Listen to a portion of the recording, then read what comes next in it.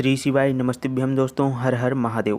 18 अगस्त सोमवार दशमी तिथि के दिन आप लोगों को 5 दीपक वाला उपाय जरूर ही करना चाहिए, क्योंकि दोस्तों इस दिन का महत्व बहुत ही ज़्यादा बड़ा और विशेष होता है ना। इस दिन विशेष रूप से भगवान शिव जी की पूजा होती है। अगर आप भगवान भोलेनाथ जी के 5 दीपक वाले उपाय को करते हैं तो दोस्तों भगवान भोलेनाथ जी की आपके जीवन में ऐसी कृपा होगी जिसकी आपने कभी कल्पना भी नहीं किया होगा। और दोस्तों आप सभी लोग जानते ही होंगे कि सोमवार का सबसे बड़ा कोई उपाय है तो वहाँ 5 दीपक वाला उपाय है। जो भी व्यक्ति यहाँ 5 दीपक वाला उपाय कर देता है उनके जीवन में चाहे धन से जुड़ी कोई समस्या है, चाहे परिवार से जुड़ी कोई समस्या है, चाहे व्यापार से जुड़ी कोई समस्या है, चाहे उनके जीवन में किसी भी प्रकार की समस्या हो, उन समस्याओं से उन्हें कुछ समय के बाद छुटकारा मिल ही जाता है। अगर आप लोग इस उपाय को भगवान भोलेनाथ जी पर विश्वास रख करके करते हो तो आपकी हर एक मनोकामना जरूर ही पूर्ण हो जाएगी, क्योंकि बाबा भोलेनाथ पर विश्वास कभी भी व्यर्थ नहीं जाता है। और दोस्तों 18 अगस्त सोमवार दशमी तिथि के दिन का महत्व बहुत ही बड़ा और विशेष होता है। जो भी व्यक्ति दशमी तिथि के दिन 5 दीपक वाले उपाय को कर लेता है तो उनके जीवन की हर प्रकार की समस्याएं, जैसे कि आपके घर में पैसा की हमेशा ही तंगी रहती है, तब भी आप लोग यहाँ 5 दीपक वाले उपाय को कर सकते हैं। जैसे कि आपके घर में हमेशा ही वाद विवाद होता रहता है, घर के लोग आपस में ही लड़ाई झगड़ा करने लग जाते हैं, तब भी आप लोग यहाँ 5 दीपक वाले उपाय को करके अपने घर की समस्याओं को सुलझाने के लिए इस उपाय को कर सकते हैं, है ना। दोस्तों यह उपाय इतना ज़्यादा शुभ होता है कि आपका हर एक मनोकामना भगवान भोलेनाथ जी की कृपा से बहुत ही जल्दी से पूरा हो जाता है। तो आप लोग अपनी समस्याओं को दूर करने के लिए इस 5 दीपक का उपाय को, अचूक उपाय को जरूर ही करें। व्यापार में बहुत ही ज़्यादा नुकसान होता है, तब भी आप लोग यहाँ उपाय को आसानी से कर सकते हो। अब दोस्तों हम बात करते हैं इस 5 दीपक वाले उपाय को आप 18 अगस्त दशमी तिथि के दिन किस समय पर कर सकते हैं और घर के कौन कौन से सदस्य इस उपाय को कर सकते हैं। और इस उपाय को आप लोगों को घर पर करना है कि भगवान भोलेनाथ जी के मंदिर में जाकर के करना है। तो दोस्तों इस 5 दीपक वाले उपाय को घर की माता बहनें अपने पूरे घर परिवार के लिए एकदम आसानी से कर सकती हैं। और घर के माता बहन में से कोई एक माता बहन को ही इस उपाय को करना है, दोनों को इस उपाय को करने की कोई आवश्यकता नहीं है।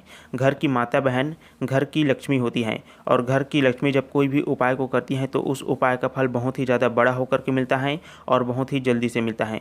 घर का कोई एक सदस्य भी इस 5 दीपक वाले उपाय को करते हैं दोस्तों तो घर के सभी सदस्यों को उपाय का लाभ जरूर मिलता है। अगर किसी कारणवश माता बहन घर में उपस्थित न हो तो उस स्थिति में घर का कोई भी सदस्य इस उपाय को कर सकते हैं। जिस भी व्यक्ति को अपनी समस्याओं को दूर करना हो वह व्यक्ति इस 5 दीपक वाले उपाय को कर सकते हैं। अब दोस्तों हम बात करते हैं इस 5 दीपक वाले उपाय को आपको घर में करना है कि आपको भगवान भोलेनाथ जी के मंदिर में जाकर के करना है। तो देखो दोस्तों 5 दीपक वाले उपाय को आपको ना ही घर पर ही करना है और ना ही मात्र भगवान भोलेनाथ जी के मंदिर में जाकर के करना है।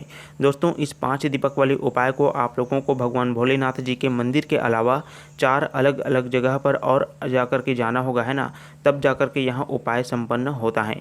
अब दोस्तों हम बात करते हैं इस 5 दीपक वाले उपाय को आप 18 अगस्त सोमवार दशमी तिथि के दिन सुबह के समय में कर सकते हैं कि या फिर शाम के समय में कर सकते हैं। तो देखो दोस्तों यहाँ 5 दीपक वाला उपाय है और दीपक का उपाय कभी भी शाम के समय या रात्रि के समय ज़्यादातर नहीं किया जाता है, क्योंकि दीपक शाम के समय या फिर प्रदोष काल में ही या फिर रात्रि के समय में ही जलाया जाता है। इसीलिए आप लोगों को इस 5 दीपक वाले उपाय को शाम के समय प्रदोष काल में ही करना है। और प्रदोष काल का समय होता है दोस्तों 6 से 7 बजे के बीच के समय को ही हम प्रदोष काल का समय कहते हैं। तो इस समय आप जो है 5 दीपक वाले उपाय को आसानी से कर सकते हैं। यदि किसी कारणवश आप लोग शाम के समय 6 से 7 बजे के बीच में इस 5 दीपक वाले उपाय को नहीं कर पाते हैं तब दोस्तों आप लोग रात्रि में 7 से 8 बजे तक भी 5 दीपक वाले उपाय को कर सकते हैं। क्योंकि दोस्तों शाम के समय में जो घर की माताएं बहनी होती हैं वो बहुत ही ज़्यादा व्यस्त रहती हैं और कई लोग इस समय पर अपने काम से घर को आते रहते हैं। तो आप लोग शाम के समय में, रात्रि के समय तक भी इस उपाय को जो है आप आसानी से कर सकते हैं। अब दोस्तों हमने आपको बता दिया कि इस 5 दीपक वाले उपाय को घर के कौन कौन से व्यक्ति कर सकते हैं, है ना, और इस उपाय को आप कहां पर कर सकते हैं और किस समय पर कर सकते हैं। अब दोस्तों हम आपको बताते हैं दोस्तों इस 5 दीपक वाले उपाय को करने की विधि के बारे में। तो सबसे पहले आपको सुबह के समय भगवान भोलेनाथ जी के मंदिर में पूजन करने के लिए चले जाना है, उन पर 1 लोटा जल अर्पित कर देना है और उसके बाद जैसे ही दोस्तों शाम का समय हो जाता है तब आप लोगों को इस 5 दीपक वाले उपाय को शुरू करना है ना। लेकिन उपाय को करते समय आप लोगों को शुद्धता का विशेष रूप से ध्यान रखना है। शुद्धता का मतलब है दोस्तों कि आपका जो हाथ पैर है वो तो साफ रहना ही चाहिए और साफ सुथरे कपड़े पहनकर ही आप लोग इस उपाय को करें और मन में किसी भी व्यक्ति या लोग के प्रति ईर्ष्या द्वेष की भावना बिल्कुल भी नहीं होनी चाहिए। और इस 5 दीपक वाले उपाय के लिए दोस्तों आप लोगों को आटे की दीपक का ही इस्तेमाल करना है, क्योंकि आटे का दीपक आप लोग एकदम आसानी से अपने ही घर में बना सकते हैं। और आटे में आपको पानी के अलावा और कुछ भी चीज़ भी नहीं मिलाना है ना, इस बात का आप लोग ध्यान रखिएगा, क्योंकि आपको मात्र दीपक तैयार करना है। जैसे ही दोस्तों आप लोग दीपक तैयार कर लेते हैं तो उस दीपक के अंदर आप लोगों को गोल बत्ती ही लगा देना है और दीपक के अंदर में आपको शुद्ध देसी गाय के घी का ही उपयोग करना है। इस प्रकार से दोस्तों आपको 5 दीपक तैयार कर लेना है और जैसे ही शाम का समय या प्रदोष काल का समय आ जाता है तब उस समय पर आपको अपने आसपास के किसी भी भगवान भोलेनाथ जी के मंदिर में चले जाना है जहाँ पर शिवलिंग विराजमान होना चाहिए, वहीं पर आपको चले जाना है और उस समय पर भी आपको भगवान भोलेनाथ जी के सबसे पहले दर्शन करना है, उनकी पूजन कर लेना है, उन पर 1 लोटा जल अर्पित कर देना है। अब दोस्तों आपने जो 5 दीपक रखे हुए हैं ना अपने थाली में, उसको आपको जिस भी जगह पर आप जाते हैं उसी जगह पर ही आपको अपने दीपक को अपने ही माचिस से प्रज्वलित करना है। तो सबसे पहले नंबर के दीपक को दोस्तों आपको भगवान भोलेनाथ जी के मंदिर में जला लेना है ना। और पहले नंबर के दीपक को आपको शिवलिंग के पास में श्री शिवाय नमस्तुभ्यम मंत्र का जाप करते हुए और अपनी कामना को एकदम हृदय से प्रार्थना करके शिव जी से कहते हुए दीपक को आसन लगा देना है। और अगर दोस्तों आप चाहें तो दीपक को आसन देने के लिए चावल या फिर फूल की पंखुड़ी भी ले जा सकते हैं, इससे जो आपका उपाय है वो और भी ज़्यादा असरदार हो जाता है। इसीलिए आप लोग जब भी दीपक प्रज्वलित करते हैं तो चावल का आसन या फिर फूल की पंखुड़ी का आसन जरूर लगाएं। तो दोस्तों इस प्रकार से आपको पहले नंबर की दीपक को भगवान भोलेनाथ जी के मंदिर के सामने में शिवलिंग के सामने में ही रख करके प्रार्थना कर लेना है ना।